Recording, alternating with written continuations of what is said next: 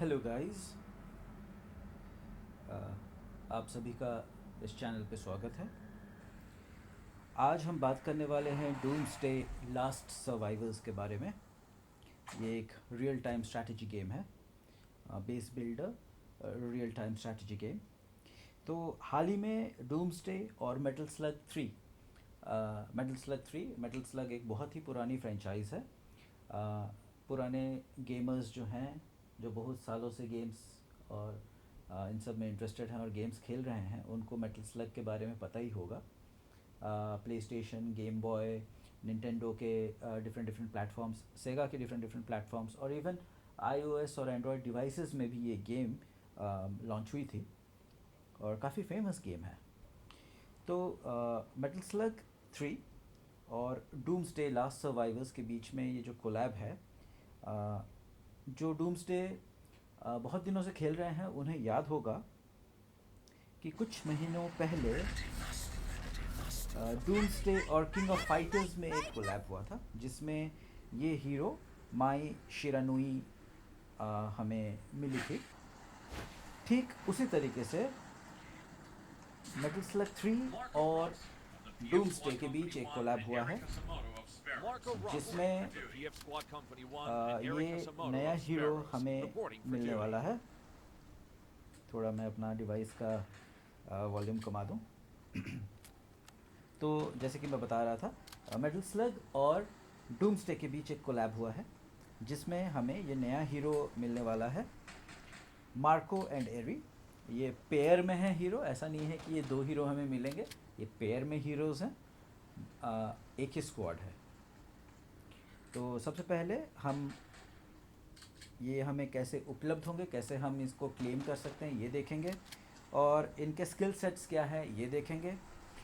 और एक्चुअली इनको पाने के लिए हमको स्पेंड करना पड़ेगा, है ना। मतलब पाने के लिए तो स्पेंड नहीं करना पड़ेगा, वो तो हमें ये पज़ल सॉल्व करते हुए ही 10 फ्रैगमेंट्स हमें मिल जाएंगे। लेकिन उनको अगर स्किल्स डेवलप करना है उनके, तो हमको स्पेंड करना पड़ेगा, जैसे हमने माई के इवेंट में स्पेंड किया था। तो स्किल सेट्स देखते हैं कैसे हैं, और फिर हम बात करेंगे कि क्या इनमें पैसे इन्वेस्ट करना होशियारी होगी। ठीक है। तो सबसे पहला इनका जो स्पेशल स्किल सेट है उसको हम स्टडी कर लेते हैं। Soaring birds increase damage dealt to rider squads by 5%, but damage taken from range squads increases by 3%। ये स्टैंडर्ड है। माई में भी ऐसा ही कुछ स्किल था। अगर हम देखें तो माई भी increase damage dealt to range squads by 5% था। मतलब माई भी रेंज स्क्वाड्स को 5% एक्स्ट्रा डैमेज देती थी, लेकिन इन्फेंट्री स्क्वाड्स से 3% डैमेज एक्स्ट्रा लेती थी, क्योंकि ये राइडर हीरो है। और अभी जो हमारे हीरो हमको मिलने वाले हैं, ये इन्फेंट्री हीरो हैं। तो infantry hero normally rider squads को ज़्यादा डैमेज देते हैं, तो इसीलिए 5% बूस्ट मिला है हमें। लेकिन इन्फेंट्री रेंज स्क्वाड से डैमेज लेते हैं, इसीलिए उसमें भी इसको बूस्ट मिल गया है 3% से। ठीक है। चलिए अभी हम देखते हैं कि इनके स्किल्स क्या हैं। तो सबसे पहला स्किल जो कि होता है हमारा रीच स्किल, इसका नाम है एक्सप्लोसिव शॉट्स, है ना। तो क्या है ये एक्सप्लोसिव शॉट्स? तो deals damage to the enemy target, damage factor 3900 base, और जब हम इसको मैक्सिमाइज कर लेंगे तो 13000 damage factor, and reduces range of up to 5 nearby enemies by 24 base, और 80 जब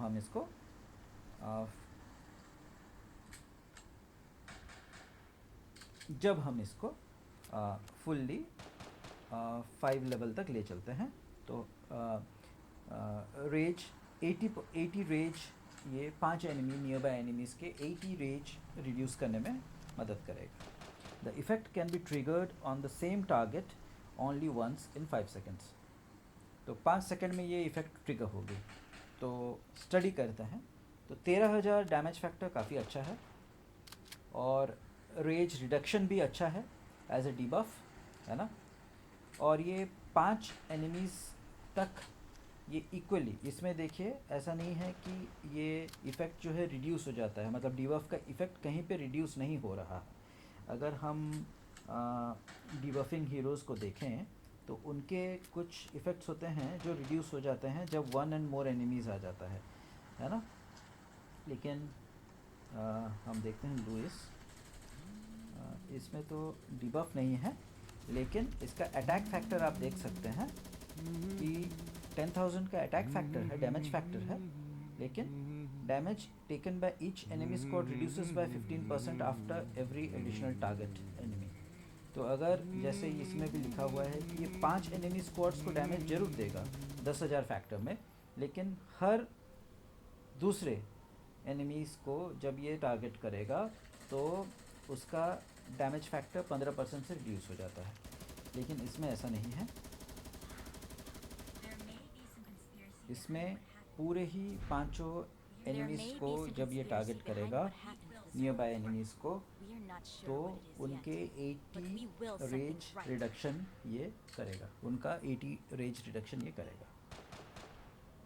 नेक्स्ट स्किल पे चलते हैं, इलेक्ट्रॉनिक इंटरफेरेंस। ये एक पैसिव स्किल है। इसमें क्या बताया है, counter attacks have a 30% chance to reduce HP of up to 5 nearby enemies by 14% for 3 seconds, ये बेस है, और ये मैक्सिमाइज हो जाता है 47% तक। This effect can be triggered only once in 5 second. तो ऊपर से देखने में ये स्किल ज़रूर ही बहुत अच्छा लगता है कि अरे वाह, बढ़िया डिबफ है, ये HP रिडक्शन मिल रहा है हमको। लेकिन पहली बात कि 30% चांस है, 100% नहीं है, और काउंटर अटैक है। आपको ध्यान रखना होगा कि ये डायरेक्ट बेस अटैक से HP रिडक्शन नहीं कर रहा है, बल्कि काउंटर अटैक से कर रहा है।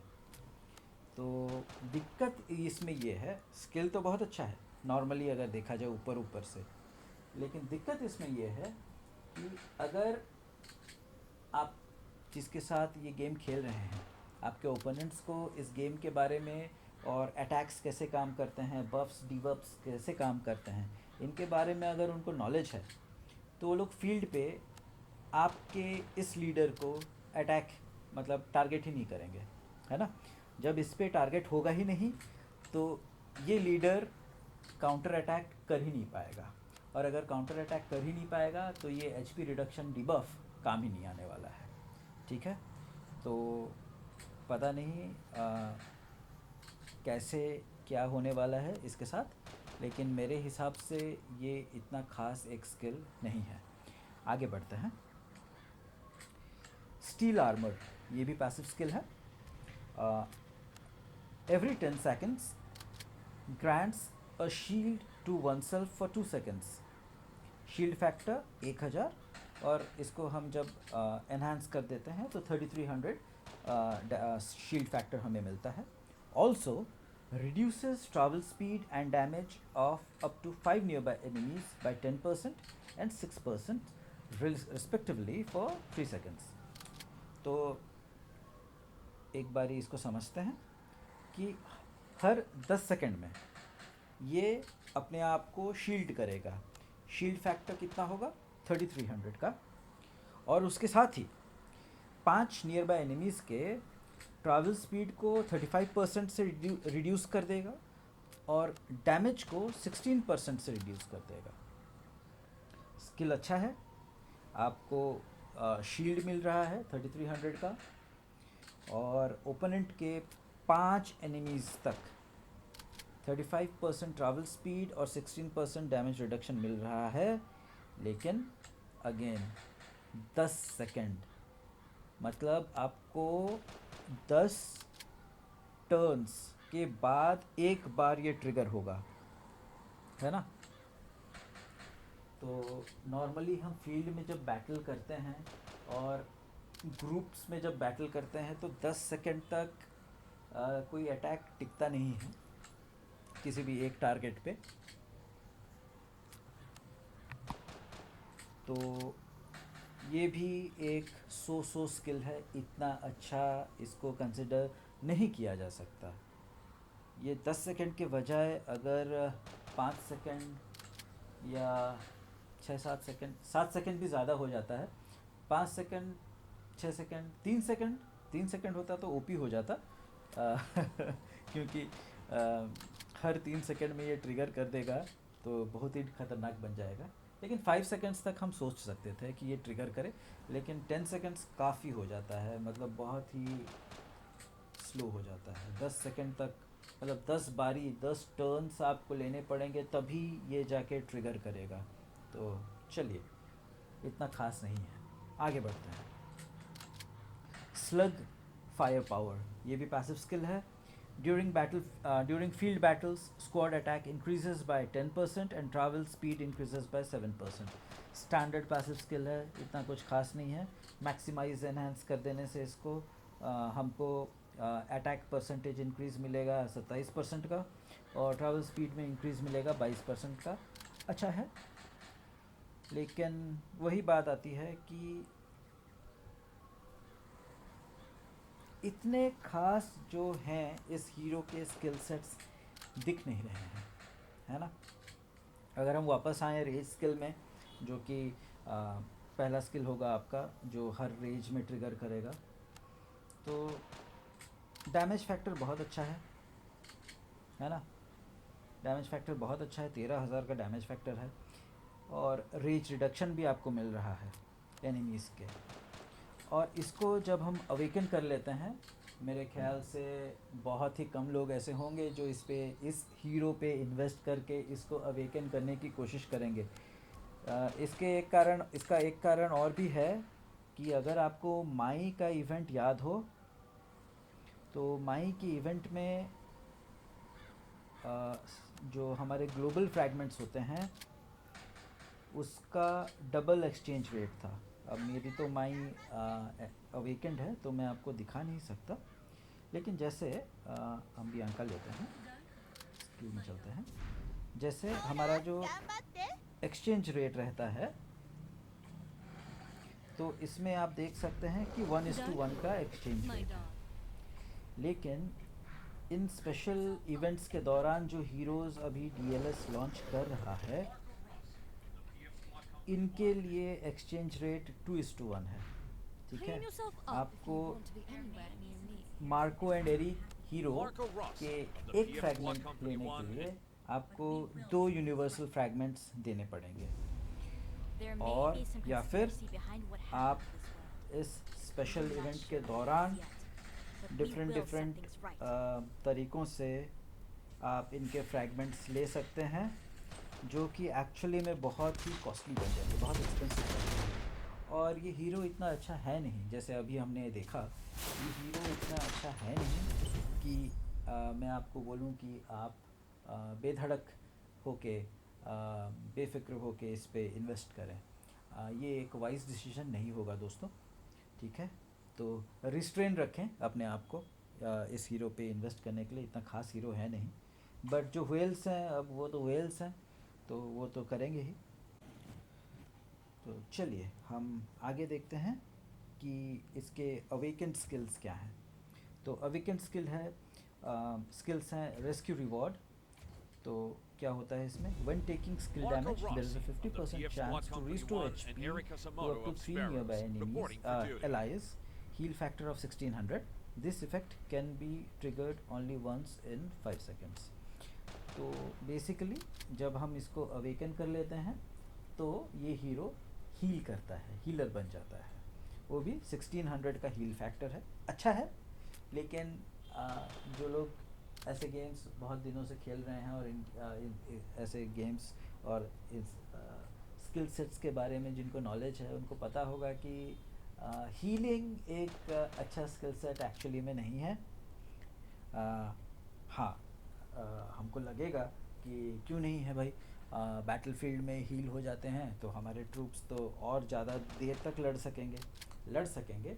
लेकिन जितना हम ऑन द फील्ड हमारे हीरोज़ को हील करेंगे, उतना ही ज़्यादा हमारा हॉस्पिटल कैपेसिटी नहीं, हॉस्पिटल की तादाद मतलब इंजरीज़ की तादाद हॉस्पिटलों में बढ़ते जाती है।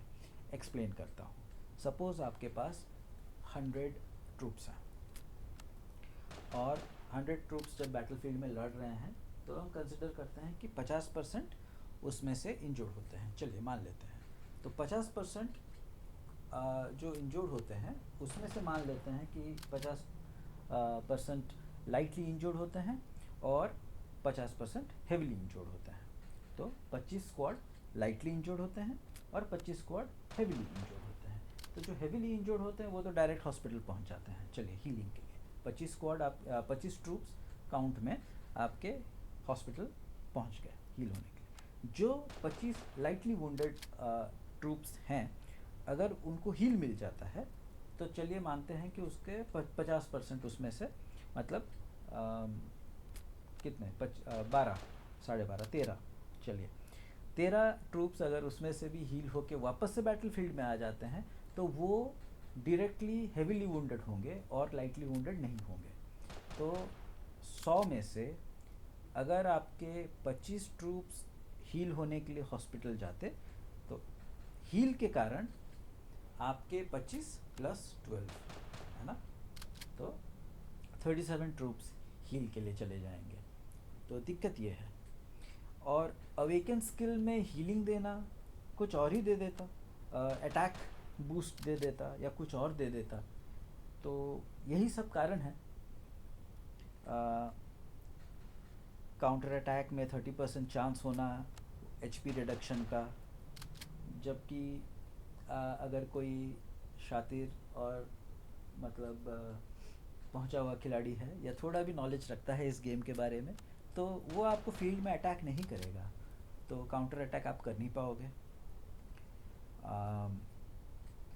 हील फैक्टर अवेकनिंग के बाद देना, एक तो मतलब इस हीरो को अवेकन करने में इतने पैसे खर्च होने वाले हैं, उसके लिए तो कम से कम कोई एक धांसू सा, कोई एक बहुत ही अच्छा अवेकनिंग स्किल इसको देना चाहिए था, है ना। अटैक में बूस्ट दे देता या डायरेक्ट डैमेज डेल्ट में कोई बूस्ट दे देता, क्योंकि डायरेक्ट डैमेज डेल्ट सबसे अच्छा मतलब बफ माना जाता है ऐसे गेम्स में। तो मुझे नहीं लगता कि मैं तो नहीं स्पेंड करने वाला, ना ही मतलब यूनिवर्सल फ्रैगमेंट्स इस हीरो पे मैं खर्च करने वाला हूँ और ना ही रियल मनी स्पेंड करके इस हीरो को मैं बढ़ाने वाला हूँ। वो क्वालिटी नहीं है। माई फिर भी अच्छी थी, माई का आप डैमेज देखें, स्किल्स देखें तो बहुत अच्छा था, काफ़ी सारा। इवन उसके अवेकेंड स्किल भी बहुत अच्छे थे, क्योंकि उसमें आपको सॉरी उसमें आपको इंक्रीजेस राइडर स्क्वाड अटैक मिलता था 30%। और अगर आप बैटल से वापस जा रहे हो तो आपको ट्रैवल स्पीड में इंक्रीज़ मिलता था अगर आपकी स्क्वाड साइज़ 50% से ऊपर है, ठीक है। तो ये काफ़ी अच्छी एक स्किल सेट थी माई के इवेंट पे। लेकिन इसमें नहीं दोस्तों, बिल्कुल भी मज़ा नहीं आ रहा, है ना। Marco and Ari, Peregrine and Sparrow squads, ना, मेरे तरफ से तो थम्स डाउन है। डीएलएस को कुछ बेहतर बनाना चाहिए था, बेहतर स्किल सेट्स देने चाहिए थे, स्पेशली जब ये इन्फेंट्री स्क्वाड है।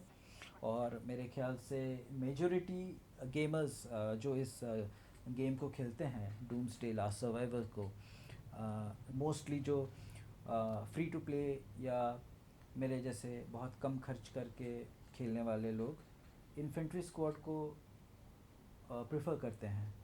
तो अगर आप एक स्पेशल इवेंट में एक स्पेशल इन्फेंट्री हीरो इंट्रोड्यूस कर रहे हैं तो स्किल सेट्स अच्छे होने चाहिए थे।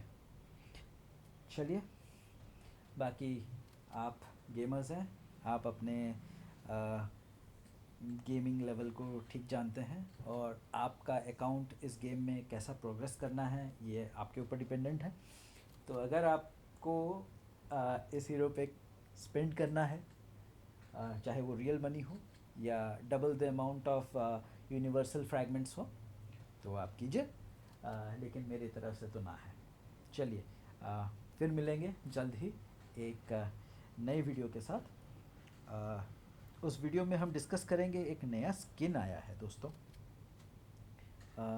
अगर हम इवेंट सेंटर पे जाए तो सिंथिया और कैथरीन, इन दो बहनों के एक नया स्किन DLS ने लॉन्च किया है। बहुत ही बढ़िया स्किन है, और स्किन के साथ जो स्किल सेट्स आपको मिल रहे हैं वो भी बहुत ही बढ़िया हैं। तो नेक्स्ट वीडियो में हम इन दो बहनों के नए स्किन्स के बारे में बात करेंगे। तो चलिए, अपना ख्याल रखिएगा, और अगर वीडियो आपको पसंद आई तो ज़रूर से लाइक बटन को प्रेस कीजिए। अपने दोस्तों में जो ये गेम्स खेलते हैं उनमें शेयर कीजिए, और चैनल को सब्सक्राइब कीजिए। चैनल नया है, वीडियो पहली वीडियो है, तो आपके लाइक और सब्सक्राइब से होपफुली हम ग्रो करेंगे। थैंक यू और एक बार सभी को देखने के लिए।